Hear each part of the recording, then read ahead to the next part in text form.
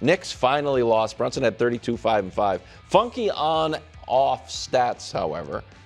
Knicks this series based on Brunson on and off the court. On court, 110 minutes. New York's minus 13. Off court, only 34 minutes. They're plus 20. Well, that proves it. Trade Brunson. Is this something or nothing? It's a tiny bit of something. I think it's more that the Spurs have tried their best to match Wemby's minutes to Brunson's. Yeah. And that I think Brunson of all the Knicks has had the least non-Wemby minutes. Yeah. And that's where the Knicks are dominating, is the non-Wemby minutes. And that was the case. They didn't dominate them last night, but that is where the minutes they won. So I think that's one thing. I reject the idea that he's wearing down. They've barely played these playoffs going into it. They're super rested. I don't think that's it.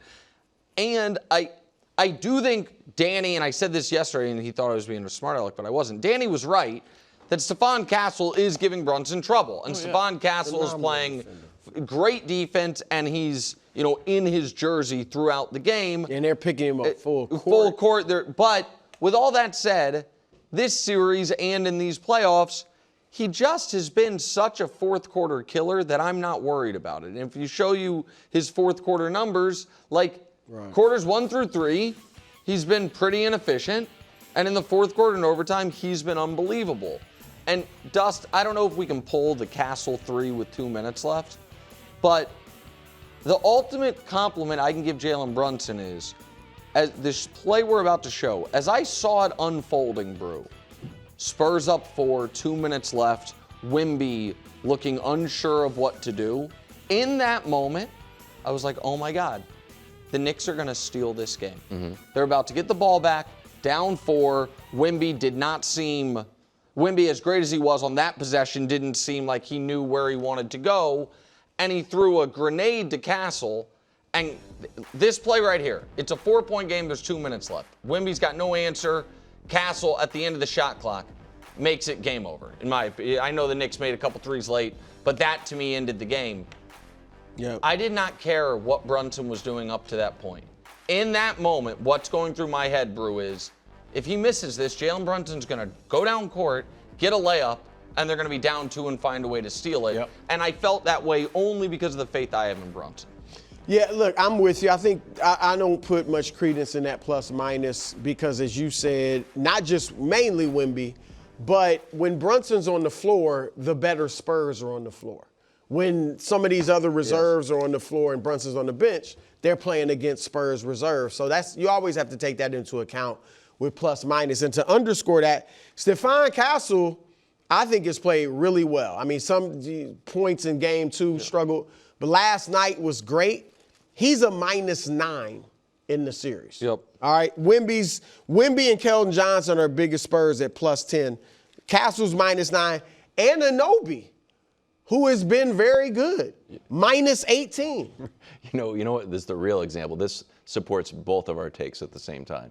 Read the top 3 plus-minus. Karl Anthony Towns, Mikal Bridges, and Jose Alvarado. I told you, Alvarado gets in there, and he's on the court with Wemby sometimes. He's willing to shoot. He's going right at Wemby. With the second units, the Knicks' second unit is dominating. Yeah, I mean, that's really what it tells you. But I will say this, too. Cat is still the betting favorite for MVP, the odds-on favorite? No, he was never the odds-on favorite. He was Brunson. He's the NBA.com's MVP. No, the betting favorite. I think if it was over now, for all the hand wringing about Brunson, and even me saying they became too Brunson-centric last night, Brunson would be the MVP to me. If we're over right now, I mean because of Cat's. Last night, Cat kind of fell out of it. Brunson's yet to have an objectively bad game. What's he averaging? 28? Yeah, thereabouts. And Cat, I think, did have a bad game in game 3. I have been a little. 2 things surprised me a bit, kind of surveying the take landscape from this morning. One was the resonance Mike Brown's comments about the officiating had, but I actually think that's a Twitter algorithm thing. I think people watch. I think like you watch somebody talk about something, and then the Twitter algorithm's like, oh, you're interested in this. Exactly. So then they send you more, and then you're like, you come in, you're like, man, everyone is talking about whatever the first thing you watch that you then get served all day. Right. So I think that became a bit of a self-fulfilling prophecy. But the other thing that surprised me more was, and maybe it is a testament that even amidst the 13-game winning streak, people didn't really believe in the Knicks. How many people are treating this morning as if the Knicks are down 2-1 in this series? Because they lost for the first time in 6 weeks. About all the major adjustments the Knicks need to make, about how critical Game 4 is. Like, well, I think it is critical. But it's more critical for the Spurs. Yeah, it's an absolute must-win for the Spurs. Right. But no, I think the Knicks need Game 4. The Spurs have to have Game 4. Game 3, the Spurs, that was an elimination game, and the Knicks didn't even need it. I think people felt like with the atmosphere at the Garden that, like you thought they were going to blow out the Spurs. I thought a blowout was on the board. Yeah. At halftime, I thought a blowout was coming. I didn't think going into the game but at halftime, I thought when they all of a sudden found themselves up 7, I thought blowout was coming. The Knicks hadn't lost a game since April 23rd when they went down 1-2 to the Hawks and were famously on death's door, according to Brew. That's a motivation. I know. Every time I use it. Now, it's never happened in the finals, of course, but 5 teams in the playoffs have come back from losing the first 2 home games. All were in the first or second round, but it has happened, but just never in the finals, okay? How concerned should New York be right now? I don't think the Knicks should be concerned at all. It doesn't mean they can't lose, and it doesn't mean the Spurs aren't an excellent team, but we were all yesterday talking about what a sweep would mean and where they would stand in history if they swept. Nobody thought going into the series the Knicks were going to sweep the Spurs. No, that pick I don't think existed. Some Spurs sweeping the Knicks picks existed. No Knicks sweeping the Spurs. And I don't even think any of us yesterday on the show said, oh, we now think the series is going to be a sweep. But you thought the Knicks would win? Yes? I at halftime I thought they'd win. Okay. When they came back, the way the first half played out, I was like, man, I think the Knicks have all of a sudden stolen control of this game, which is why I was so impressed by the Spurs' mettle in their second half. But I think the Knicks, I don't think the Spurs solved anything yesterday. I think the Knicks played poorly. And I think that it is totally fair to say that the Spurs played poorly, in some of their games early, and Wemby can play better, all of that. I just look at the advantage the Knicks have in that I do think this particular matchup favors them. I think the season series has shown us that. I think the fact that even though, to my eye, they played poorly yesterday, particularly on the defensive end, that they were in position to potentially steal it late makes me feel good. And I do think they are winning tomorrow. And if they don't win tomorrow, it'll be a giant disappointment.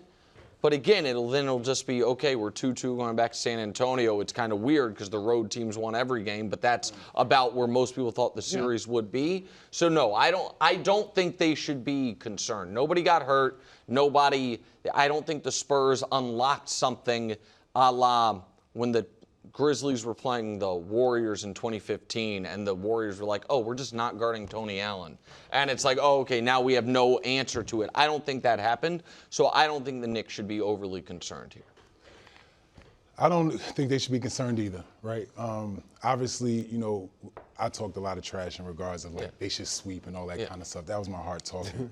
But in a series, right, and especially playing, for the finals, teams are more evenly matched than we say, right? So I expected the Spurs were supposed to win a game. I think the reality of it is that when you really think about it, we haven't really fully dominated them in this series, right? Because Game 2 could have easily went to the Spurs, right? We could have easily been coming back from New York 1-1. Coming from back San Antonio 1-1, and we'd be down 2-1 at this point, right? I can say that I know for a fact that the Knicks wish that this next game was in San Antonio, not in New York. Why? Because of the pressure. Oh.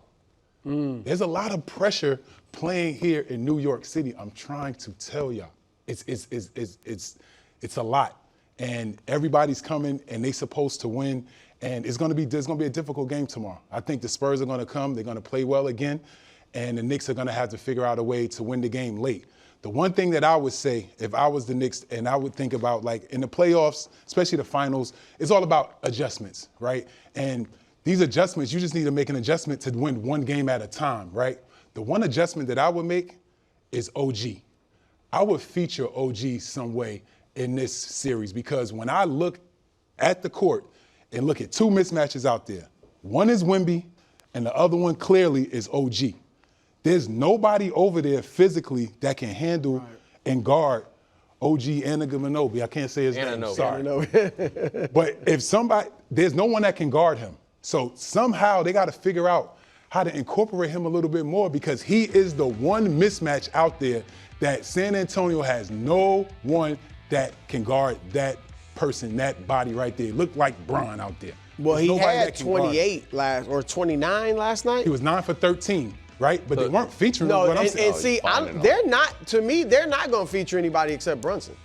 They don't feature Cat. Get you a win. You know what I mean? I don't think they're going to feature any.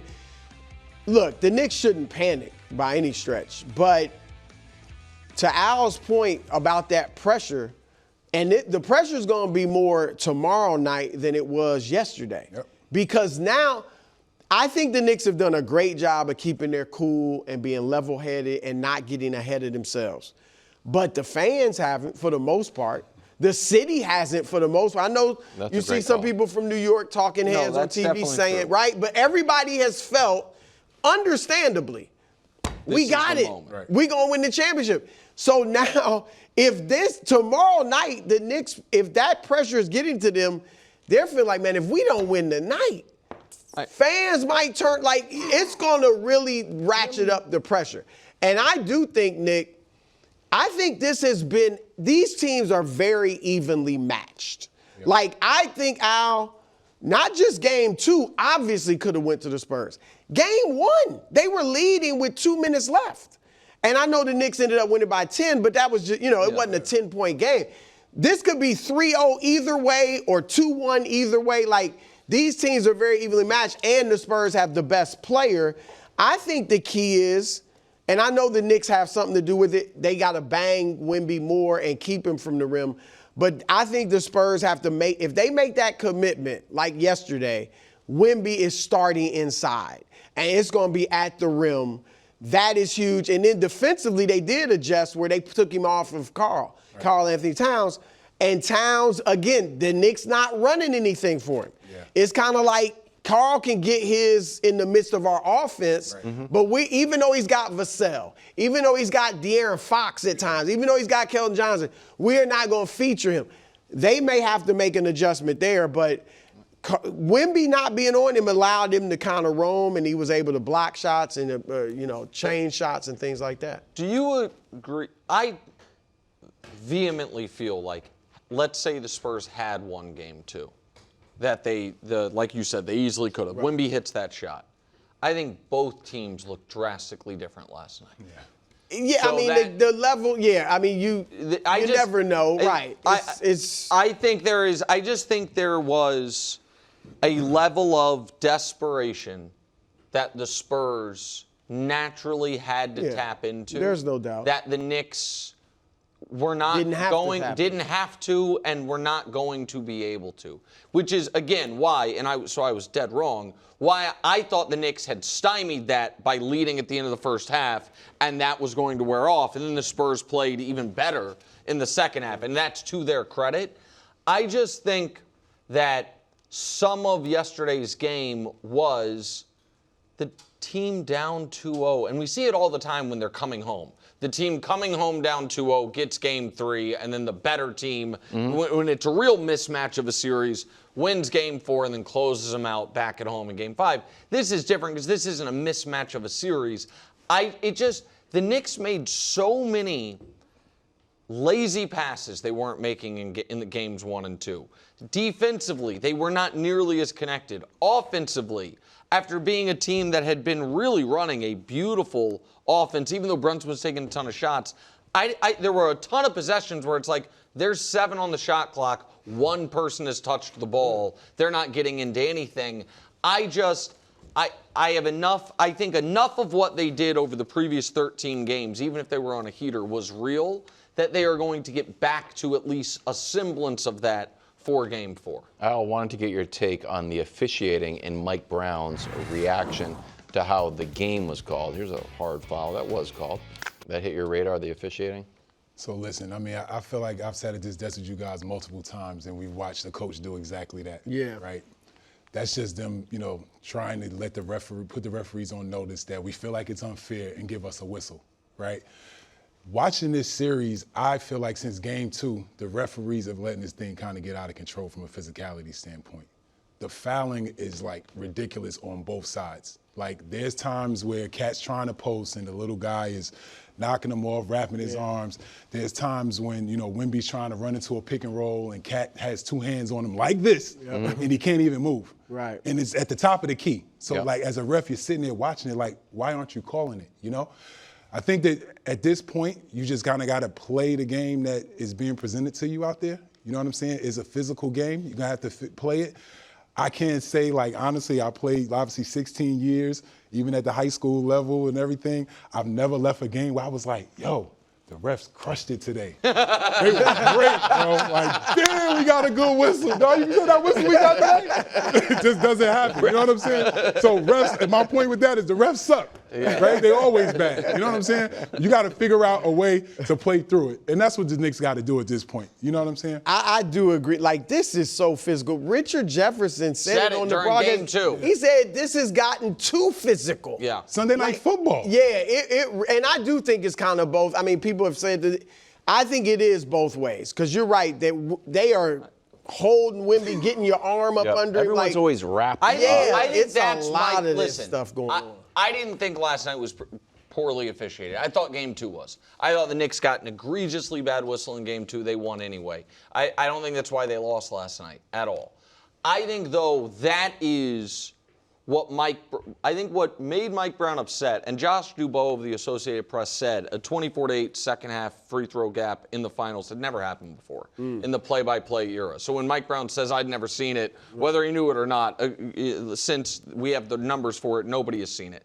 I think his frustration was it absolutely has been this physical for at least the last 8 quarters, maybe maybe all 12 quarters. And then in the second half of this game, you called it regularly when they had the ball. I think that's his frustration. I don't think he is as frustrated with the Knicks' 8 free throw attempts as the Spurs. It did feel like they tightened it up. He's saying it felt like they tightened it up going in one direction.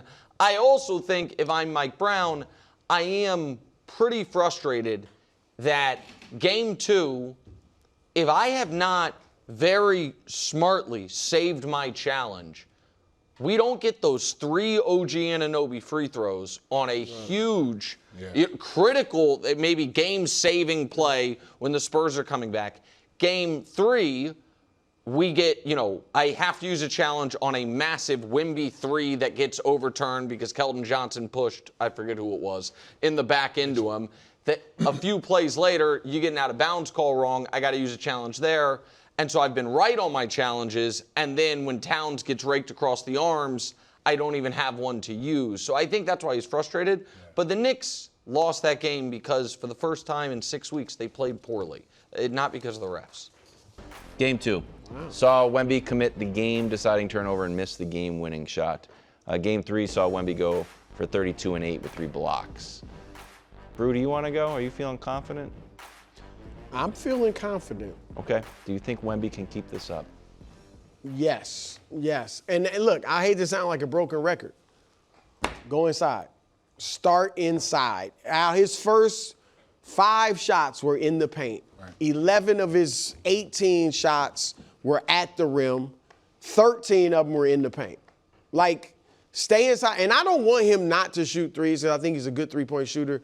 I don't want him not doing stuff from the perimeter, but start inside. And I think that other stuff will be easier and he'll be in a rhythm. And so if he does that, I know the Knicks will come up with some things to try to keep him from the rim, particularly on the rolls and stuff like that.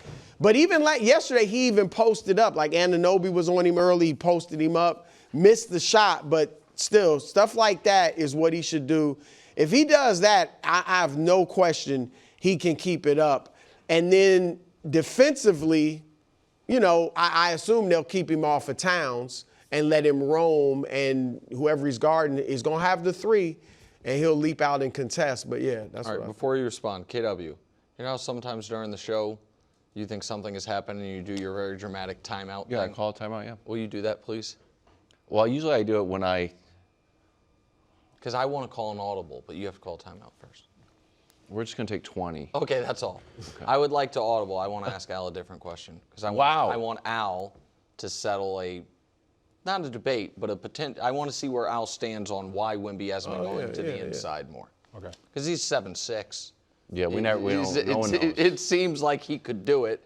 My theory is it's more about his personal preference combined with playoff exhaustion. I think Brew's theory, correct me if I'm wrong, is the team is not emphasizing that enough as far as how they are doing things. I agree with you on his personal preferences outside. But I also think Pop and Mitch Johnson, you need to be telling him, and I don't think it's just the playoffs. I've felt this way for the whole regular season. So what do you think is the biggest reason Wemby is not more often just dominating from inside out rather than outside in? Because I don't think he has a back-to-the-basket game. So you think it's about unrefined ability at the moment? He doesn't have a game down there.